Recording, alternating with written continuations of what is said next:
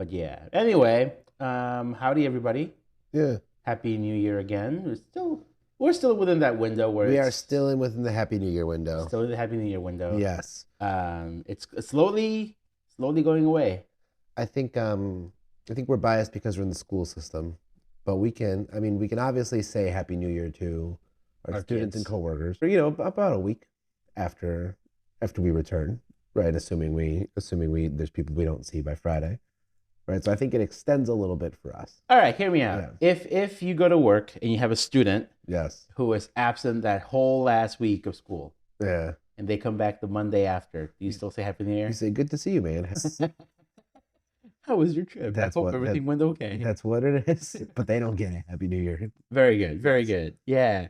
So this is the beginning of our thought experiment. Thanos' thought experiment. He came up, fellow viewers and Yes. listeners. He came up to me with a A very PowerPoint. very beautiful looking AI PowerPoint presentation. Hey man, today they're just called a PowerPoint presentation. Okay. But yes, Yes. it was a beautiful PowerPoint. All right. I feel like that presentation that you made, even though you did use your AI, Of course. that's the proper use of AI. It's just like you have everything done. It arranges it for you in a nice save time. in a nice little presentation. Exactly.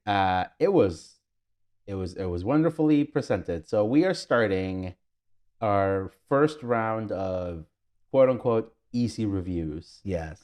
And for anybody who is going to be keeping up with this, the first tier of movies are movies that we have both already seen, Correct. movies that we have both already, expressed likeness for. Yes. So basically, so a bit more context as well. The point of this little series in the pod, for me was like, how do I get to talk about these movies that came out a long ass time ago? It's a hereditary thing, right? Yeah. It's like, how do we just do a movie for the love of the game? Exactly. Yeah. So yes, this first round is movies that we've both seen and we both like. Yeah. But one of them is like a hobby passion project, and one of them is like a Thano passion project. Yeah. So for starting off, we're starting with my pick, Right. which is a movie that if you go to my letterbox, it's like my number one slot in my favorite top 4 movies, and it's How to Train Your Dragon. Would you say that's your favorite movie of all time? Honestly, it might be. Very nice. I was rewatching it, and just the joy I felt throughout this movie. Are both I'm looking at our tomato meter scores for both of these movies. Are they both accurate? I haven't changed the one for JoJo yet. I see. But I mean, I'm looking at this tomato meter, and I think fair, very fair. Very fair indeed. It's got 100% on Rotten Tomatoes from all critics. Yep. If you go to like top critics, it drops to a 96, but that's because that's a smaller review pool. But I think the fact that when you add literally every reviewer and it's that high, Yeah. I think that is very. You're basically at 100%. Yeah. Yeah. 99.9999. And here's the crazy thing about this movie, and again, we're not doing this whole. I think with these movies, we're not really doing no spoilers because most of these movies are old. Correct. Most of these movies are widely Accessible and seen. Some of them are about to get a remake. Some of them are already, and that's kind of why I chose this too. Yeah. There's other movies that I could have chosen that I would have liked to talk about. But I thought with the fact that we have a remake coming out in a couple of months, Yep. I think it was a good time to talk about this movie, because I do genuinely love this movie, even though I don't watch it as often as I would like to. Yes. I want to say the last time I watched this movie may have been right early when we moved into our new house. Yeah. So that was about 6-7 years ago. Time keeps on slipping. Time keeps on slipping. But I do every once in a while see scenes out of context from the movie. And every time I'm like, I really should watch this again. It's I don't know, man.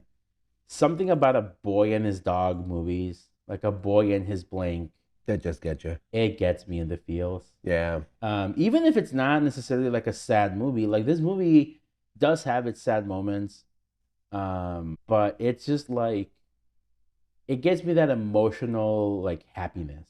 Yeah, I love this movie for different reasons. Um, all the reasons you mentioned are great.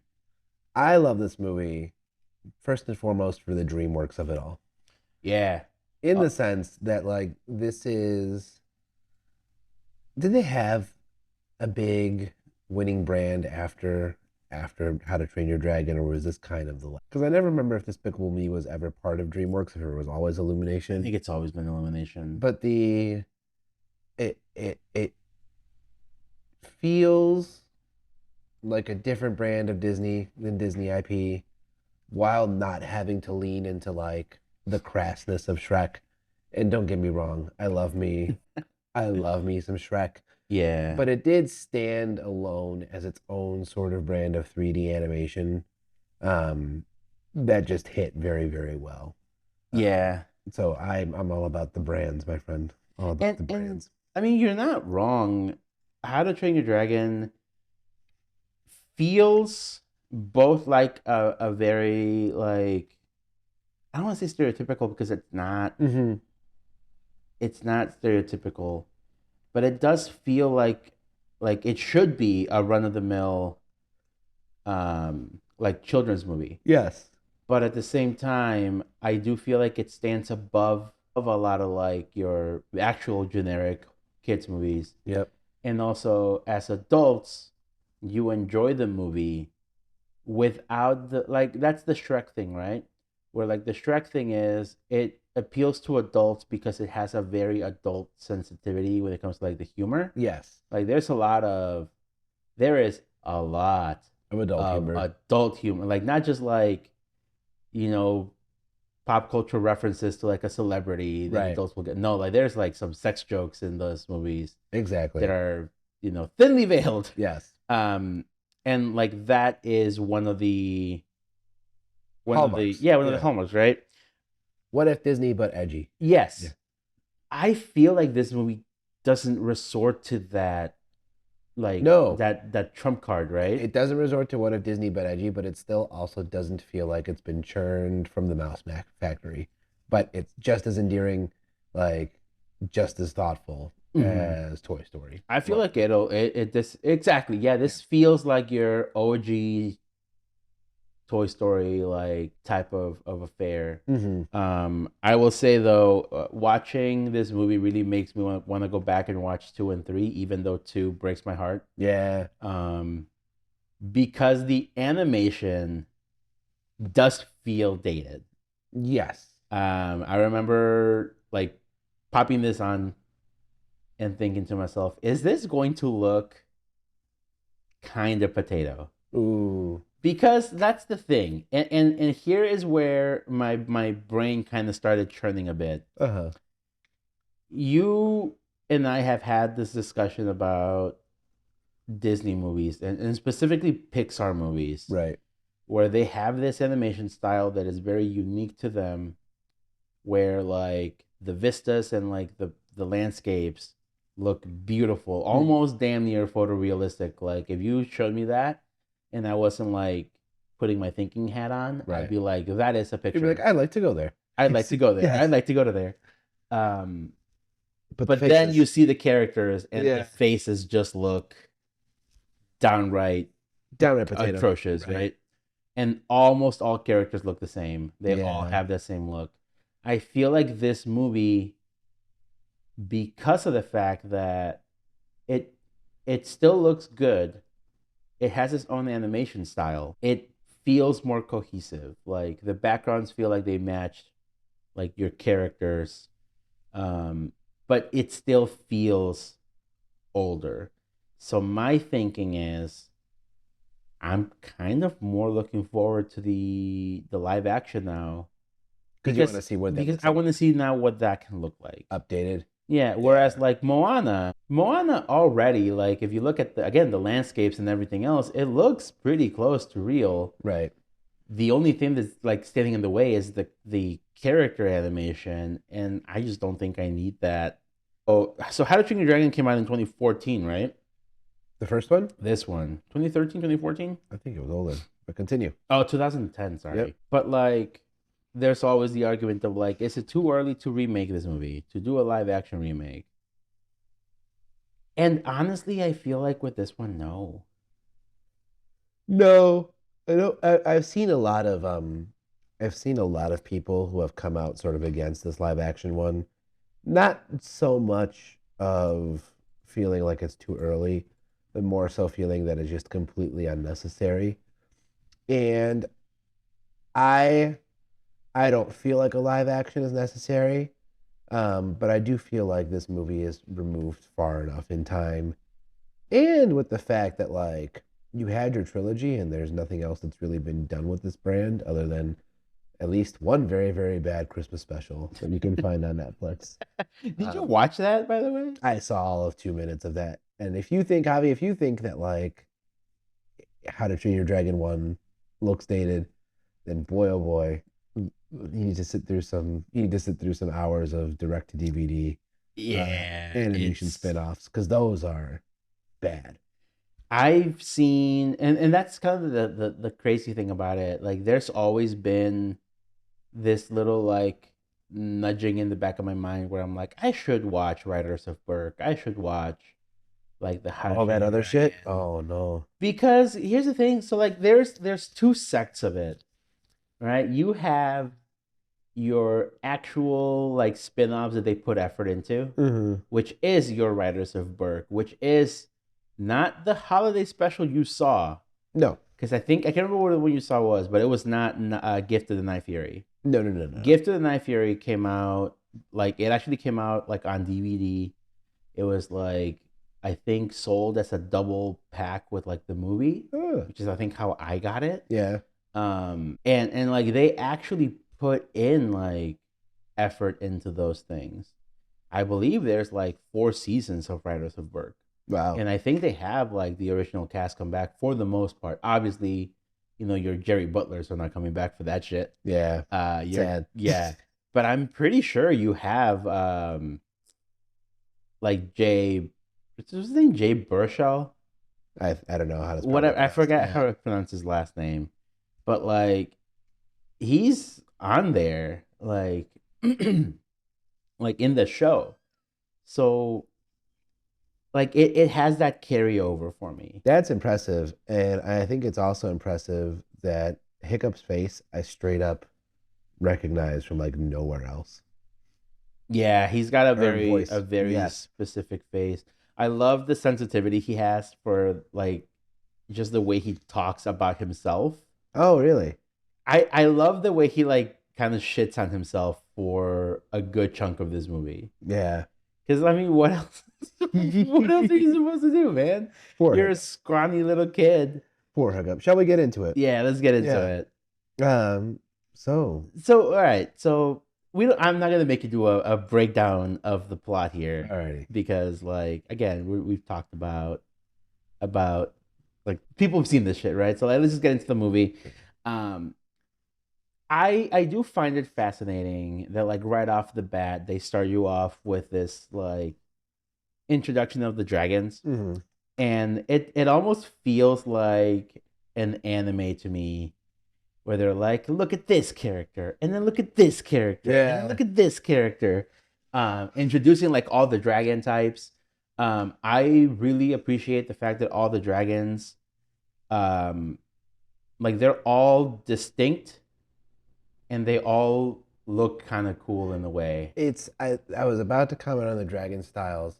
I love the dragon styles in this movie in the sense that I would personally never think to draw any of that, Mm-hmm. even though some of them do look like they could come straight out of like a children's like cartoon book that a kid made, like drawing dragons. Yeah. But they look so distinct from a lot of other dragons in pop media, while still all having like care and personal character and still clearly being dragons. Yeah. And I also really like the kind of like the way they have their mythology both as in like what the dragons believe and then what we're also shown. Yeah. So like I love the fact that every dragon not only is unique in like how they look, but also in their skill set. Yes. Like Some breathe poison. Some breathe fire. yeah, Yeah. they talk about like the one that's like a sea serpent that spews boiling water, Yes. right? The Night Fury, which is our homeboy Toothless, Yeah. has this like Sparky almost Sparky like Boo a Man. plasma cannon. It's Yeah. almost like a railgun. It's beautiful. It's awesome. Like and that's kind of the shit that like makes me excited for a live action remake. It's Like seeing all these effects. yeah, because Yeah. you have the with the terrible nightmare sets itself on fire. Right. Like you have the one that's got the double heads where one Yep. head One shoots the gas. shoots the gas and the other one ignites it. Right. So that's pretty cool. I love the big bulbous one that gets given to fish legs. It's just like a fat ass dragon and like has like the rock tail. Yeah. So like I love these like little designs. The one that Astrid has is like an ostrich looking dragon. Right. So it gives you the opportunity to pair up your characters With something that matches their with something that personality. matches the personality, right? The twins get Yeah, the the double twin. headed Yeah. dragon, right? The fat boy, Gets the bigger guy. yeah. Yeah. So like, it just makes it immediately recognizable. It is kind of that Pokemon phenomenon. Like, Yes. you can have your own special, unique creature. Yeah, I mean, that- if I showed you a yeah. picture of Onyx, like say, who does this remind you of? Brock, Right. right? Exactly. I feel like the one that gets the most out of this is maybe Misty. Yeah. Because like you could probably show me like 4 or 5 different Pokemon, and my immediate thought would be Misty. Misty. Yeah. Right? Maybe Ash to a certain degree, Right. right? But like that's just a given because he's the main character. But I think with this movie, what really just like elevates it is in like all the dragons still have a personality. And I don't know if that is gonna come across so much in the live action. Yeah. That still remains to be seen. But like from what I've seen of like especially I think Toothless is the one character you have to get right. Mm. I think from the reveal that leaked and then they were forced to show, I honestly think that's like as good as we can expect to get For that dragon. for that dragon design, which then makes me feel like they can handle the other The designs. rest. I think one of the last things I'll say about the dragons is I love shots when you just see swarms of them together. Mm. Because for me, it just piques my curiosity. I'm like, ooh, what can that one do? What does that one look like? Yeah, What is that and one like? And they're all so unique, and none of them feel just like carbon copy and pastes. Um, that I think that without going into like too much, overbearing, excruciating detail to the point where this kind of feels overbearing in some ways, that the way like The Witcher does to me. I think that they were able to really give the world building of these dragons an appropriate dose of color that makes this movie stand out from so many others. for sure. Yeah. For sure. So we've been introduced to all our characters. Our main character is Hiccup. He's from Burke. They have this like very contentious relationship with dragons. Yep. The Them dragons dragons be come in, ruining things, they taking the be food. taking the food, Yeah. destroying buildings. I love his line where he's like, "Burke, very old town, lots of new buildings," Yeah. because it's always just getting torn to shit. He works with Gobber, who's the local blacksmith. He's learning Craig to Ferguson. like make weapons. Yep. Yep, Craig Ferguson. All right. By the way, I fucking love this cast. This Like cast is amazing. even T.J. Miller, who fucking sucks, like Right. is perfectly cast as like this shitty teenager, Yeah. which I think is honestly perfect for him. There are people who, for whatever reason, don't like Gerard Butler that much. Those people can go to hell. I think he is fantastic in this movie. He's perfect. Yeah. When they cast him as the voice of Stoic. Oh, sorry, when they cast him as Stoic in the live action, You were ready. I was like, I'm here for this. Like, this man is built for this type of shit. Yeah. Like, sure, he's not this like massive, but also kind of portly man. Sure, but you can fix all that. You can fix all that Costume. with lots of layers. Yeah. Um, He but did his P90X for 300. he did. Yeah. but his voice like just works. I love how everybody has their own accent. Like Yes. nobody changes anything, and you're Yes. like, yeah, this is fine. Like Hiccup's accent versus his dad's accent. It's fucking hilarious. And then Exactly. Kate Blanchett later comes in, Yeah. and she's got her own Kate Blanchett accent. Yeah. Craig Ferguson still speaks Craig like Ferguson. Craig Ferguson, right? Right. So like, I love the fact that people are like, but you can't have a black Viking because it's not historically accurate. And I'm like, well, you don't have America Ferrera speaking with like an American Spanish accent. Exactly. You can shut the fuck up. Exactly. But I do love kind of like his character, the way his character is shown, Hiccup, that he's this like hapless boy who just really wants to do what he's always been told to do. Yeah. Like he's been raised in this community, this culture of like dragons are the enemy. We need to kill the enemy. And honestly, like the fact that Jojo Rabbit and How to Train Your Dragon Our first two are our first two, and films in then the series. it is literally the same. Yeah. It is literally the same. He wants to be a good Viking. He wants to be a good Viking. Yep. And he gets a chance to show his Vikingness by killing a terrible, terrible dragon. You know what's funny, Javi, is searching for a parallel for our hard mode movies, which was funny that we came with the same parallel. Came to me first before realizing that, oh yeah, this is kind of the same. I mean, isn't there like a joke that there's only 4 plots in Hollywood and it's just how you package them? Yeah. Fuck it, dude. Right. But yeah, I mean that is what his thing is. He has this like not javelin gun, it's like a net gun almost. Yeah. He uses it to down a Night Fury.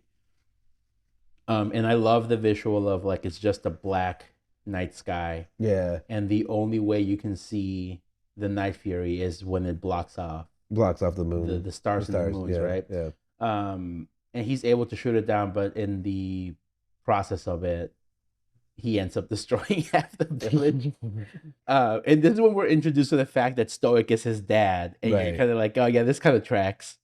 Like it would be the chief's son. The chief's son who would be the fuck up. I like that everybody. I had forgotten up until this watch round, but that everybody just views Hiccup as a fuck up. As a nuisance, dude. And it's so obvious in terms of they're like, well, Hiccup destroyed the town again. Yep. Or when Hiccup is competent, everyone in the town is like, man, we would have never in our wildest dreams. Soon I thought that it was it. Yeah. And there's a scene later on where so the Vikings know that the dragons have to live in like some sort of like lair or something like this, right? So they go on these scouting missions to find where this dragon hive might be. And Stoic is like, all right, well, we set sail to look for this thing one more time before the season ends. Yeah. Who's with me? And nobody does. So like, well, whoever stays has to take care of Hiccup. Yeah. And everyone's like, let's go. So it does give you that like characterization of Hiccup as like, ain't nobody wanna. He's a downer. He's a handful. Yeah. Like I mean I love Hiccup, but yeah, to be fair, he is kind of that like loser. Which is fun in the sense that like the movie didn't make him right, and I think that's what. In what sense? I mean, you could have the total loser character be like a side character. You could have them just designed as a big nerd, right? But he kind of just looks like a normal. He looks like a normal kid. Yeah. So I think loser is not the right word. Yeah. I would say outcast is a better word. Outcast is a better word. Because I like fuck up. He's a hiccup. I mean, he's a hiccup to their society, right? He is, but like if you think of him as, to us, he seems like a normal person. Yeah. Right? He's compassionate. He cares for his community. He wants to impress his dad. Right. Right. But all the other characters here are these like caricatures of Vikings, right? Exactly. They're big, rough hulking, and stocky and big arms and no necks, meaty and right. kind of dumb, right? Yeah. So like he's the loser in the sense that he doesn't fit in with this like idea of what a Viking is, right? Yes. So that's how he is seen as, but he is by all intents and purposes a kid, Yeah. right? Just happens to have, you know, death dealing dragons show up to town Yeah. every couple of weeks, right? Exactly. But anyway, so he downs Hiccup. He goes to like try to find him, and when he does, he cannot bring himself to kill him. Yeah. And there is so much emotion in like just this one scene of the dragon being down. He's like resigned himself to death because he can't move. Right. He can't move. He can't fly. There's a guy here with a knife. He's just like, all right, well, this is it. And he can't do it, so he starts cutting off the ropes. Yeah. And immediately you see the gears like, turning in the dragon's mind. And like he's released and he goes to like attack him, but he just like screams at him and then he fucks off. Yeah. And later that night is when Hiccup is learning about some dragons, and Gobber says like a dragon will never not kill you, right? And so that's when he's like, and the sparks Hiccup's curiosity. Yeah, which is, I love that sequence. Which one? The whole sequence of Hiccup realizing that that their whole, well, I don't know how well he realized it this time, but that getting sparked with that idea that a dragon will never not kill you. Yeah, this is like the first like crack in the crack in the perception. Yes.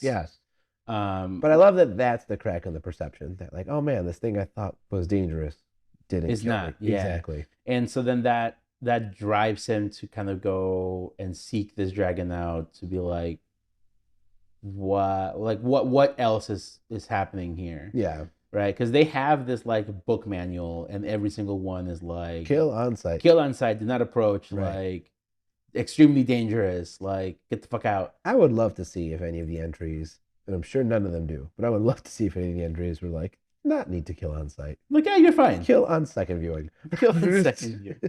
I think what they mean more or less is like, I think all of them would say kill on sight, but like I think what would change is like the like threat level. Correct. Extreme death level, right? Correct.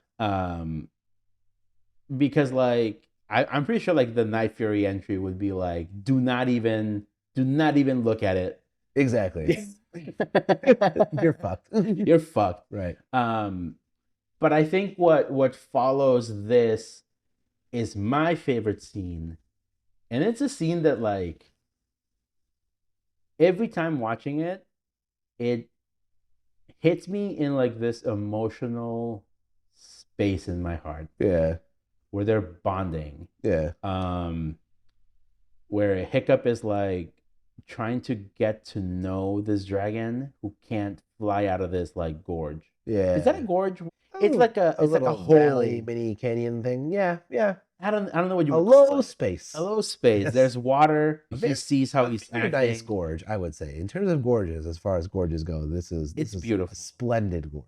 Yeah. It's a lovely setting for the scene where Hiccup is trying to observe the dragon, and the dragon is not attacking Hiccup. Yeah. He's just like, which is also kind of funny because it's the same idea of like how his own village is also kind of annoyed with him just being there.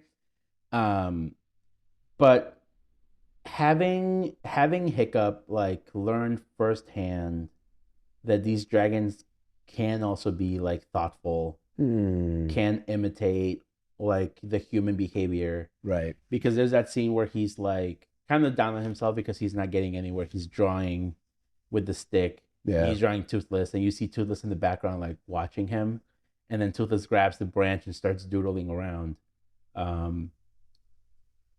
Like it personifies the dragon a lot more than one would assume you could personify a dragon in a movie like this. Yes. Right? Because like you have Lilo and Stitch, for example, where Stitch is like essentially a personified dog. Right. Right? But there, like, he has ways to express himself with his words, even if he sounds like a potato, like a little monkey, right? Talking. But here, like, Toothless is able to express himself in a way that like you almost wouldn't expect.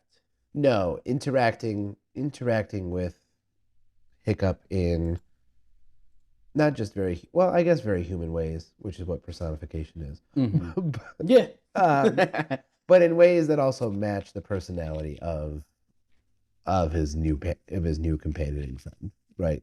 Yeah. Um, and the dragon is just traditionally such a symbol of danger and ferocity Hmm. that that's what helps make this the execution of this movie fresh. Yeah. Yeah, This is where we learn that Toothless can't fly anymore because of what his Hiccup did to him. his tail, Hiccup, when he downed him, essentially ripped off one of his tail, his I don't tail know, tail flap. flaps, tail fins, or whatever you want to call them. And he's unable to then control his flight, and he just downs. Yeah, Which is, I mean, for lack of a better term, like in nature, like I feel like that would just get Toothless killed, right. And that's right? kind of what the I don't know if the movie full on says that, but there's definitely points where it implies like, well, the dragon needs to be able to fly. Gobber says a down dragon is a dead There dragon, you go. and Yeah. so then that's when Hiccup starts to like get his gears turning. I love that he fixes, he does what he can to essentially make up for what he did, which is, for the lack of a better term, again, essentially set this dragon to die. And I couldn't remember on this movie in this viewing, did we see Hiccup doing a lot of like mechanist shit early on before? We know that he builds contraptions. Yeah, He built that like harpoon gun that he modified with the net. I see. So like that's So his invention. So yeah, like that immediately tells you like he's good he's good with at building building shit. things. Yeah. It doesn't just come out of nowhere. Um, he's very smart in the way he like kind of plots it as like a belt strap to the bottom part of the tail and the tip of the tail, That he can easily and just like then slip on. he can slip on and Yeah. off. And at first, I love he gives he gives Hiccup like a giant basket of fish, Yeah. where it's just where he learns that they don't like eels. Right. And then like Hiccup is just like, ooh, not Toothless. He's like munching on the fish, and Hiccup is like climbing on the tail, and you can see again the gears turning in Toothless' head, where Right. he's like, something's up with my tail. Let's give Yeah. this a Feels shot. better. Yeah. Feels better. And it's those little scenes of like just the dragon thinking things through that That I that really you really like. like. It just really again gives me those like, I've seen my dog do this type of shit. I like the scene where Toothless makes Hiccup eat the fish. Um, but going back to the eels real quick, I also upon this viewing again, I found the way that Hiccup Games the system. experiments. Well, and it helps him eventually gain the system. But like as he's just experimenting with his dragon and like documenting stuff and then using it in his like dragon fighting class, I loved the way that this movie kind of showed just like spending time and being curious about something will help you learn about that thing. Yeah, 1,000%. Yeah. It's really, it's really also well made in the way that like it feels like a progression. Mm. Like in a way, it's not a long time because it's not a long movie. I think it's like 100 minutes. Yeah. But in that short amount of time, they're able to show you the passage of time of how Hiccup has like slowly just improved into this like dragon whisperer, Yeah. right? And it's all just kind of come from this like, just, hey man, just talk to this fucking thing, Yeah. right? Which is again, it's that same thing with Jojo Rabbit that we'll touch on too. Like, hey man, maybe if you just fucking talk to these things instead of like immediately trying to kill it. Right. Like, oh boy, what can the conversation do? Yeah, exactly. Right? Exactly. And I also like the way that Hiccup and then Toothless, how their relationship, like you can see that bond just like forming because Hiccup learns, or he makes this contraption then to like actually be able to control the tail, Yeah. and it gives them like a symbiotic relationship where in order for Hiccup to be who he wants to be, he needs Toothless, Right. right? And then Toothless, in order for him to be a dragon and be able to fly, Needs Hiccup. he needs Hiccup. and he creates this like harness system with like a pedal that allows him to like open the tail fin to fly. And I love the scene where they're testing it out, where he has this little cheat sheet, Yeah. and it just like he just keeps on like double guessing himself Hmm. and crashing. But it's not until like they're put in that spot where like, okay, we're in danger, like we need to just like not think and just work together, Right. which is a great scene. Like it's exciting where they're like falling. And at the end, when they're not, like things just really slow down and become serene, right? Hmm. Yeah. Yeah. Which is where where Hiccups where Toothless celebrates and he shoots his like plasma ring and he just like singes it, and then he gets this look, which is kind of funny because I'm like, huh, Hiccup doesn't look as much of a dork when his hair doesn't look like dorky hair, which is amazing then because in the second movie he gets a massive glow up. This film has been brought to you. This podcast has been brought to you by L'Oreal. Lord, yeah, man. Use gel, kids. Listen, it's the amazing thing. What amazing thing can hair gel do to a person? It's night and day. I also love the dynamic of Astrid being like your stereotypical like this is how things Tough girl. this is how things work. Yeah. Like we are Vikings, we kill dragons. She's like Hermione with some muscle. that's a good way to put it. Yeah. But I also really like the fact that she doesn't just come around to Hiccup by like trusting his word Oh no. necessarily. It's Like the opposite. yeah, like Yeah. she goes in and she's like, I'm gonna kill this fucking dragon. Exactly. She like Hiccup is up to some shenanigans. It's her own insecurity about being bested. Yes. Yeah. Yeah. That makes her interrogate Hiccup. But then she gets it relatively quickly. And I think that's the thing about that this movie really kind of hammers on the head multiple times. Mm-hmm. It's that just like with people, all it really takes is like one simple interaction. Yeah. Like if you just like step back and actually get to know this other creature, this other person, this other whatever, Right. like it can really shift your perspective. Or at least that one interaction can do wonders. Yeah. And even if it doesn't totally like solve the problem, so to speak, right? It's amazing how many people's obstacle that keeps them from like being less angry, less hateful, like whatever you want to put in, like is just that they don't take step one. Yeah. Right? I'm not saying step one can solve all our world's problems. No, but that's the thing. Yeah. Like a lot of people will not even, like you said, go through the effort of giving that step one. Exactly. Yeah. She has shown they have a magic carpet ride Yeah. on the dragon. It does feel It feels very carpet a ride. lot like It does. Minus the music. Yeah. Minus the music. But But I I think feel I like- sang that song while I was watching. I'm not even. Yeah. But this is what leads us to them getting caught by this swarm of dragons, which is what you had said earlier. Yeah. That like you get this visual of just like dragons on your entire screen, like just hundreds and hundreds of dragons, And the way it pops up from like at first it's just like one and then a couple and then just Yeah. it's just a swarm. yeah. And one of the funniest things in the scene is like Toothless' face throughout the scene, where he looks like he doesn't know what he should do. Yeah. He's like, do I break rank here and like expose myself and maybe get these two in danger Yeah. from like other dragons chasing us, Or do I we join just, my like- brothers. right? Yeah. And they go into this mountain with this giant dragon. Yeah. I think it's called the Red Death. I Yes. think that's the name of the dragon. And this thing is massive. It's bigger than any dragon we've shown Yeah. at all by a massive scale. This is like Queen Dragon.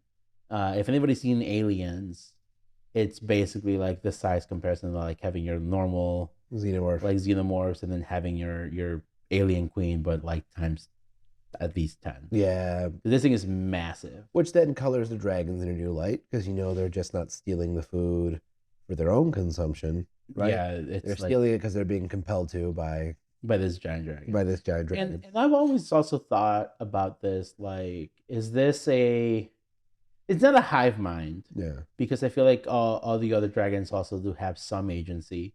But is this more like are they being controlled through some sort of means? Because Hmm. in later movies you do learn that there are ways to like almost hypnotize dragons Yeah. to get them to do your bidding, which is like a big point of contention in the second movie. So I don't know about how much control the dragons have of this. This is a good question. I'm not sure either. I do find it interesting that we don't really have. I'll even go as first. I was gonna say we don't have a villain. I wouldn't even characterize Stoic as an antagonist.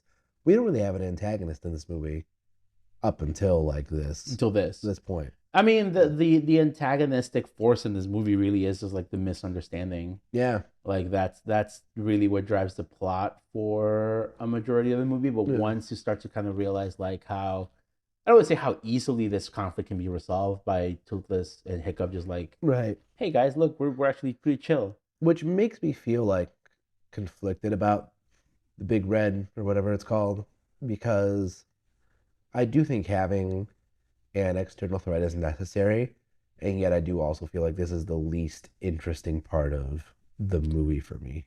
It is. Yeah. It is. It It needs can to be be. there. It needs to It be needs there. to be there. Right. I feel like And you need something to out threat the Night Fury based on the textbook description. yes, Yeah. this is an actual like this is actually like a bad dragon. Yeah. Like it's greedy. This is more like your stereotypical like what you can think of when you think of like a dragon hoarding stuff, right? Literally in a mountain hoarding its treasure. Literally the Yeah. mountain hoarding, yeah, it's Yeah. food, right? Um and that's kind of why I kind of wish we had a little bit more specificity as to like how this dragon controls Yeah. like the rest of the flock. Yeah. I don't know what you would I think I call just read it as like it scares them.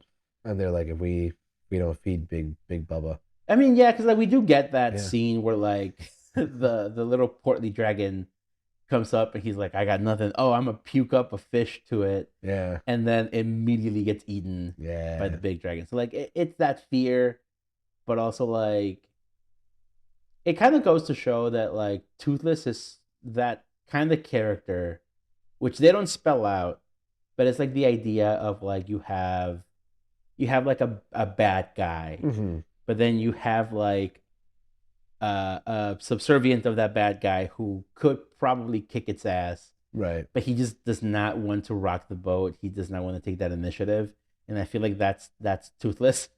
A plot point in many a Power Rangers series. Yeah, yeah, actually, yeah, basically that, right? Um, and this is where Toothless, not Toothless, I keep on confusing the two, but Hiccup has to kind of then kill a dragon, and that does not go well. No. He wants to show them that like you can coexist with them. He does get through a lot of school first, I will say. He keeps does. the charade. Keeps the charade. He keeps it going the on. charade. Yeah. But also like the way he's dealing with these dragons, I don't know, like I don't know why it's so shocking to like the rest of the tribe at this point that this is how he wants to deal with this final test. Because like he's always dealt with these dragons in these weird, unique ways. So do you think the old lady who is the I don't know what her name. She's just like just like the elder. I don't she's even the- think she talks. She's like the shaman figure. No, she doesn't even talk. But she's the one who's like, Hiccup must do it. Do you think she was? Do you think she was in the nose? Not about all the specifics. I don't know about the specifics, but I think she does understand that like there's something different about him. Yes. Like he can handle this task, and I think that's what her point is. Do you think she knew that he could handle the task in a way that didn't involve killing, and maybe this was something that the community needed to see? You know, that's interesting. I'm not sure. Because there's not direct evidence of that, but I think there's a lot of indirect and archetypical Yeah. evidence of that. Because she's kind of an outsider in herself in the fact that she's an older, right? She's an older, smaller lady, right? Kind of, but I do think like in this movie they make a point to like really respect like the elders. They do. So like, But you see all these big hulking figures. yeah, Right. and she's this tiny little Yeah, thing. exactly. I'll have to rewatch that scene to see what her reaction is to like Hiccup throwing his weapon down. Yeah. But if I remember correctly, it's not like shock. It's not like the other the other members of the members. community. Yeah. But Stoic does not take this well. No. Stoic fucking throws a fit, which then triggers the terrible terror to like start attacking. You're not my son. Oh man, Yeah. dude, that scene. So sad. It's so sad, and like this movie, I think we get so caught up in like the underlying themes of like fitting in and like making amends, not amends, but like making connections with these like outside cultures, Right. understanding others, that I don't want to say it overlooks or it gets overlooked, but like the father son dynamic is also extremely strong in this movie. Yeah, absolutely. Where like if you ever had a relationship, a strained relationship with like a father figure, Yep. like I feel like this movie could really also speak to you. It could open up some Yeah, wounds. like I've always had a pretty good relationship with my dad. So Mhm. like I never really like felt that personally for myself here, but like watching this movie, like I can see this like hitting that spot for some people. Yeah. A lot. Yeah.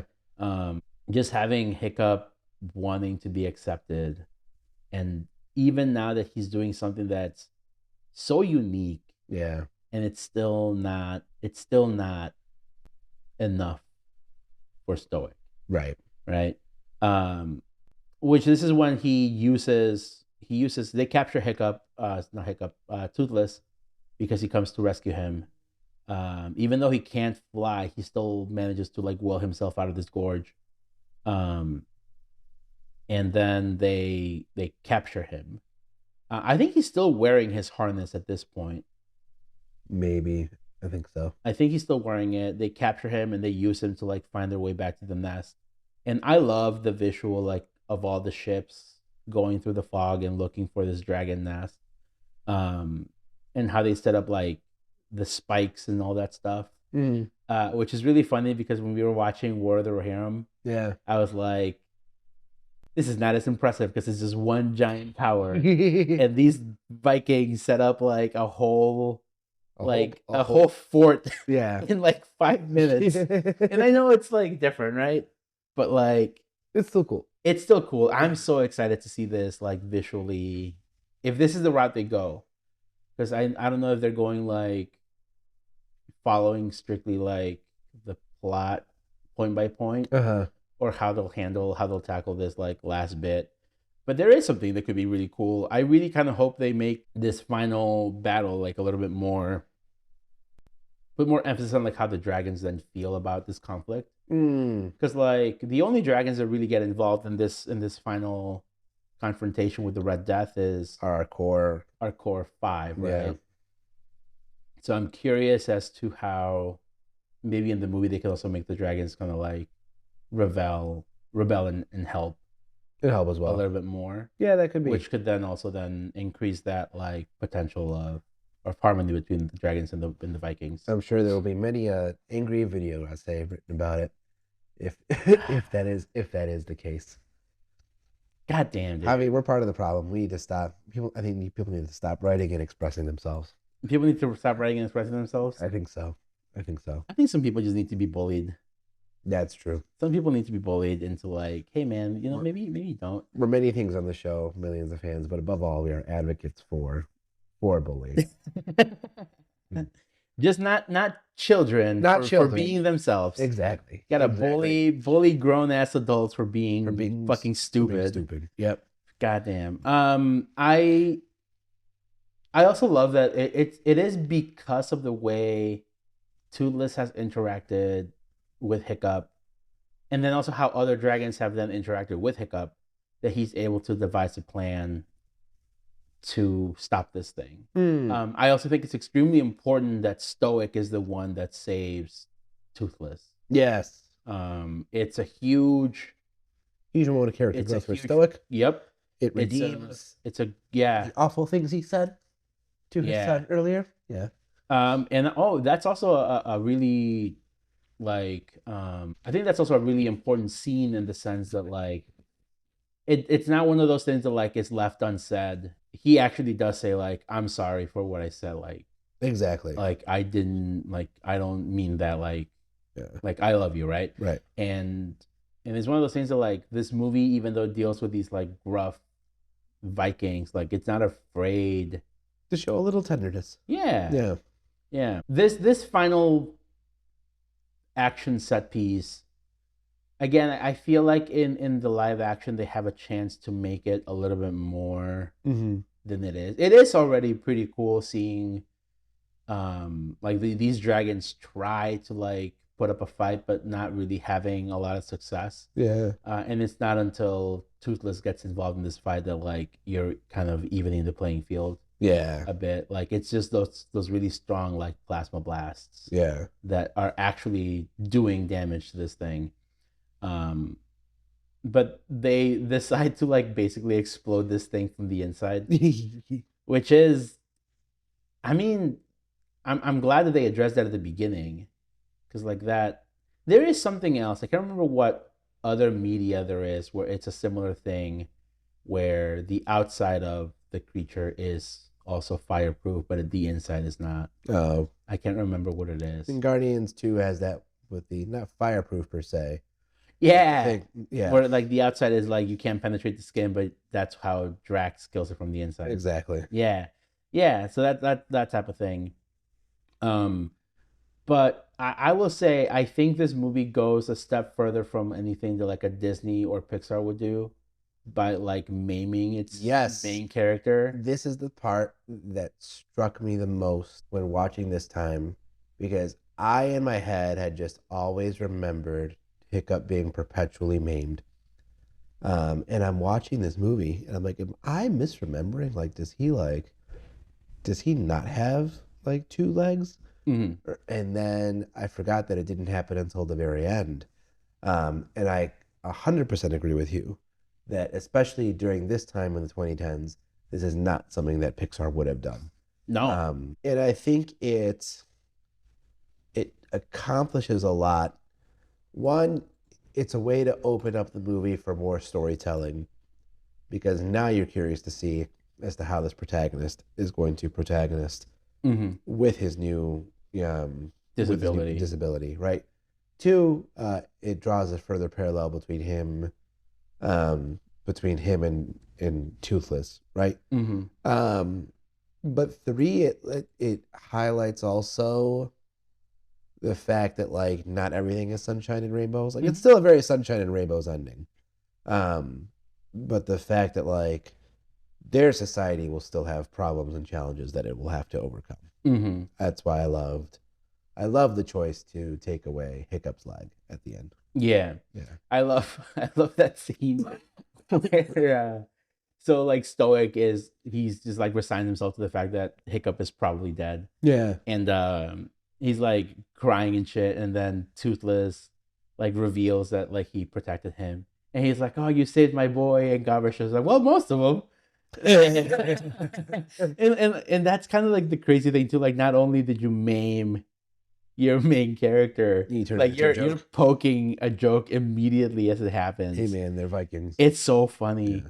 I man, like one of the things that really stands out again, like we kind of briefly talked about it, is like the humor in this movie is there. Like I feel like this is top notch humor that like young kids will appreciate, Yeah. but adults will like genuinely like vibe with. Yeah. Without it being adult. Without having and that's kind of one of the things that I always find a little frustrating when it comes to like children's movies, where like I do sometimes do believe that there is a place in our movie culture for a movie that's just for kids. Mm-hmm. A movie that's stupid, that you as an adult are probably not gonna like. Case in point. Case in point. I don't know. But actually I think those case in points are honestly like those things that you see like your 5-year-old nephew, cousin, whatever, you're just like watching and you're like, what the fuck is this? I mean, it's like I would say it's almost like your Minions. Yep. Where like it's all nonsense. Yeah, maybe there's a few goofy in jokes that an adult might pick up on, but it's not enough to deter from the fact that you're watching these Minions go banana, banana, papaya, right? I not an argument, got into a disagreement with my wife recently over Teletubbies. and she liked Teletubbies growing up. I was like, Oh how the fuck did you no. like this shit? She's like, didn't you think the custard and the toast It looked took good? It's man. interesting because it was we're like, I was like, Teletubbies was somehow more baby than Barney. And she was like, yeah, I think that's the point. She's like, I think that audience was really, really little kids. It is. It was It all is. about like sensory stuff. Yeah. Yeah. So Yeah. maybe, as much as it pains me to say, case in point, Teletubbies? I don't Yeah. know. Yeah. But that's the thing. Like, there's a lot of people who are like, "Oh, well, a kids movie, a good kids movie, should also stimulate the adults." Not And I'm like, necessarily. I disagree with that Yeah. sentiment. But then I feel like a lot of people conflate that with a kids movie that again has that like raunchy humor Yeah. as like, oh, that's how they trigger the adults into liking it. I'm like, no. I feel like a movie like this that is thoughtful, has good themes, have legitimately good jokes, Right. like that is how you should be engaging your adult crowd. And dragons are cool. And dragons are cool. And dragons are cool. Dragons are cool. Um, just to kind of wrap up here, I love the parallel of not only do both Hiccup and Toothless now have this. I mean, for lack of a better word, like debilitating disability. Like Right. if you can't fly, you're dead as a dragon. Down dragon is a dead dragon. Without one leg, like you're not gonna die, but your way of life is significantly altered, Especially back then. especially back then. Yeah. And the fact that now they have that as something that they both overcome with each other. Like Hiccup has his mobility because of Toothless; he can fly around and everything. Toothless can now fly because of Hiccup. Because of Hiccup. So like that symbiosis is even more strengthened with this ending. And I also love the fact that like we are shown that all it really took was that one interaction with each other, like with the dragons and the Vikings, to get like to get a relationship to started. get it. Yeah, And then a totally changed way of life. absolutely. Yeah. Man, what a good movie. What a great movie. What a What an easy movie to watch on easy mode. 1,000%. Yeah. And again, I love the fact that like on easy mode, our two movies again are like The same movie. perfect parallels. Yeah. Very good. All right, everybody. We will be back shortly with a review of Jojo Rabbit. Yeah. 2019. What would be the perfect World War II Hitlerian comedy? Yeah. That's about it.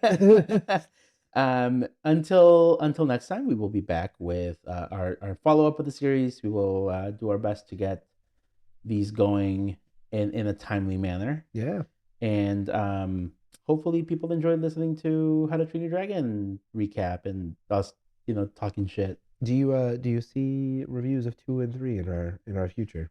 Maybe if we have like a lull where we're like, oh, like we can't get into theaters. If we can get the online recording thing figured out, Yeah. I feel like that could be easy things to do with that. I like it. Content. Content. All right, everybody. Until next time, he has been Thano. He has been Javier.